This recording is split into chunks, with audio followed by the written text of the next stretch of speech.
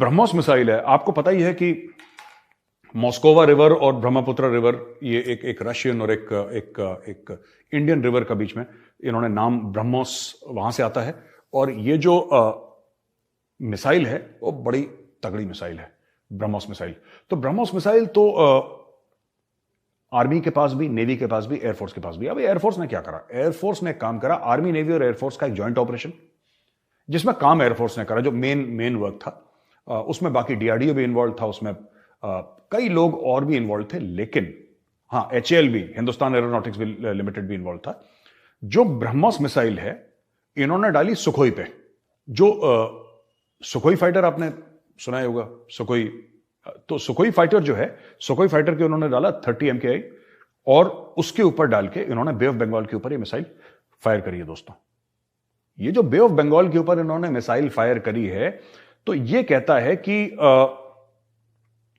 जो पहले मिसाइल का रेंज था वो तकरीबन 290 था। 290 के मिसाइल के रेंज को इन्होंने बढ़ाकर 400 प्लस कर दिया। आप समझ रहे हैं? यानी कि हवाई जहाज पे लगेगी वो मिसाइल, या आप फोटोग्राफ भी देख रहे हैं अपने स्क्रीन पे, ये मिसाइल है। अब ये मिसाइल जो 290 तक ही जाती थी, इसका 100-125 किलोमीटर रेंज और एक्सटेंड कर दिया है। दोस्तों, इसका मतलब क्या है और ये क्यों जरूरी है? जो डिस्टेंस होता है ना जिस पे मिसाइल जा सकती है, खासतौर से हम एयरफोर्स की अगर बात करें, तो आप ये देखिए कि एयरफोर्स, आपको अभिनंदन के एयरक्राफ्ट की बात याद ही होगी आपको कि अभिनंदन का एयरक्राफ्ट इसीलिए मार गिराया था क्योंकि पाकिस्तान के अंदर घुस गया था वो अभिनंदन ने, जबकि उससे कहीं ज्यादा पाकिस्तानी हवाई जहाज थे वहां पे। उसने अपनी जान की फिक्र ना करते हुए घुस गया वो पाकिस्तान के अंदर। फिर उसके एयरक्राफ्ट में मिसाइल लगी, फिर वो कैप्चर हुआ। फिर डर के मारे, जिसमें पसीना भी आ रहा था और टांगे भी कांप रही थी, वो पाकिस्तानियों को उसको छोड़ना पड़ा। फिर अभिनंदन को हम वापस ले आए। हीरो है हमारा। यही इन्होंने अब क्या करा है, ये जो सुखोई एयरक्राफ्ट है, राइट, वो इंडिया के पास है, रशियन एयरक्राफ्ट है, जबरदस्त। सुखोई एयरक्राफ्ट जो है दोस्तों, उसके अंदर ये ब्रह्मोस मिसाइल जो लगाई है। अब 400, 450, 450 किलोमीटर की रेंज का क्या मतलब है? यानी कि अगर इंडिया को इस्लामाबाद में ब्रह्मोस मारनी है हवाई जहाज से, मैं एक हवाई जहाज की बात कर रहा हूं अभी, I am not talking about ship, I am not talking about land, I am talking about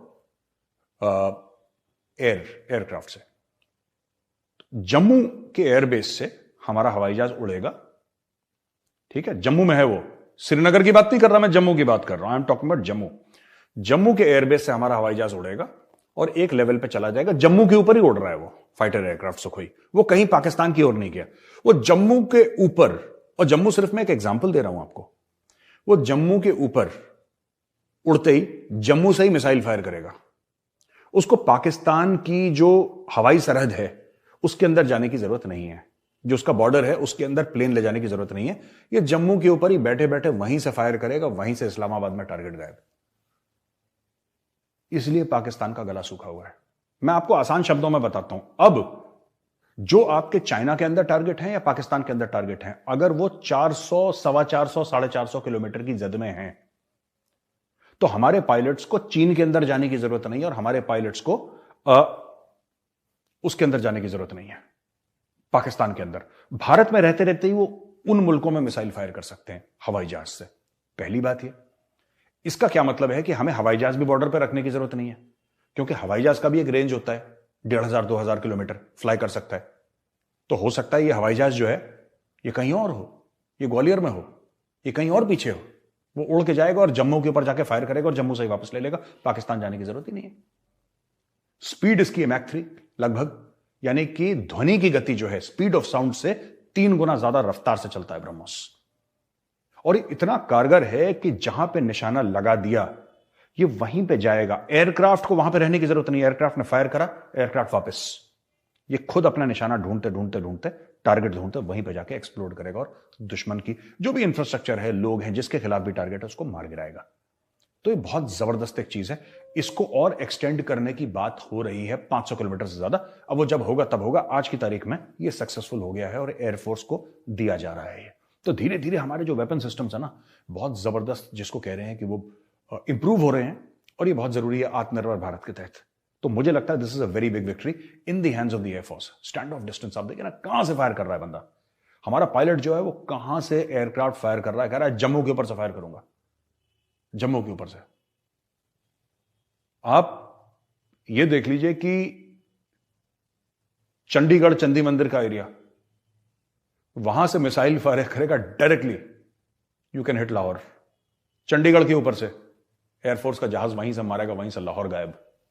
पूरा लाहौर नहीं, मतलब it's a for a building और फॉर अ स्ट्रक्चर की बात कर रहा हूं मैं, जो भी उनका कोई बेस है वहां से।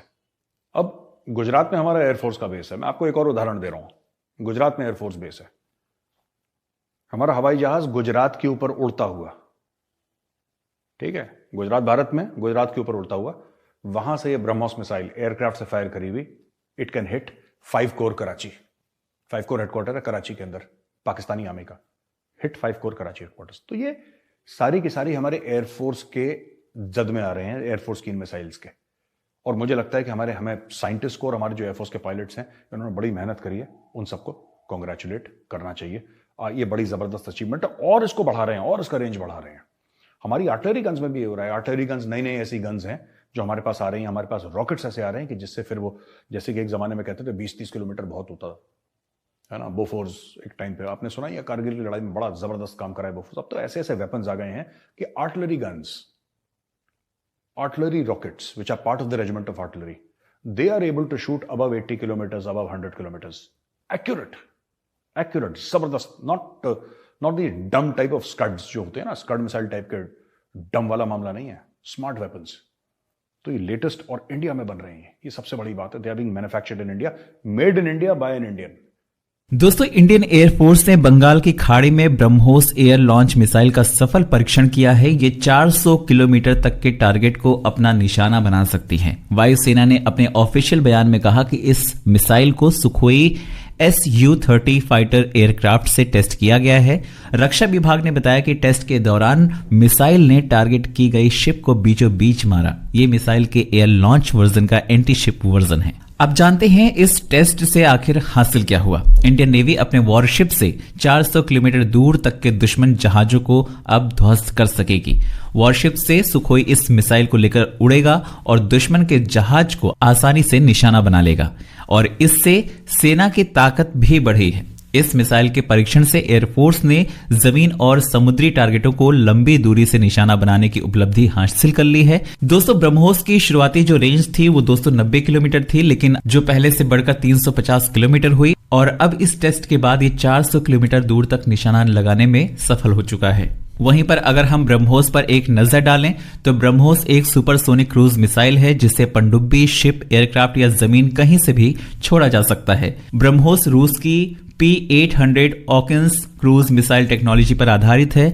यह मिसाइल को भारतीय सेना के तीनों अंगों आर्मी, नेवी और एयरफोर्स को सौंपा जा चुका है। इस मिसाइल के कई वर्जन हैं, जैसे कि land launch, ship launch, submarine launch और एयर लॉन्च वर्जन। इन सब की टेस्टिंग हो चुकी है। वहीं पर जमीन या समुद्र से दागे जाने पर ब्रह्मोस 200 किलोमीटर की रेंज में मैक टू स्पीड से, मतलब 250 किलोमीटर प्रति घंटे की स्पीड से अपने टारगेट को खत्म कर सकती है, नेस्तानुबूत कर सकती है। वहीं पर बात करें पनडुब्बी से, तो पनडुब्बी से ये पानी के अंदर से लगभग 40 से 50 मीटर की गहराई से छोड़ा जा सकता है। और पनडुब्बी से ब्रह्मोस मिसाइल दागने की टेस्टिंग 2013 में हुई थी, जो कि सफल हो गई थी। तो इस तरह से ब्रह्मोस मिसाइल का सुखोई से सफल परीक्षण के बाद भारतीय नौसेना को भी मजबूती प्रदान हुई है, ताकि समुद्र के बीच से भी अगर निशाना लगाया जाता है तो आराम से दुश्मनों को खत्म किया जा सकता है। आपका इस मामले में क्या कहना है, कमेंट करके बताएं। चैनल पर अगर नए हैं तो चैनल को सब्सक्राइब जरूर करें।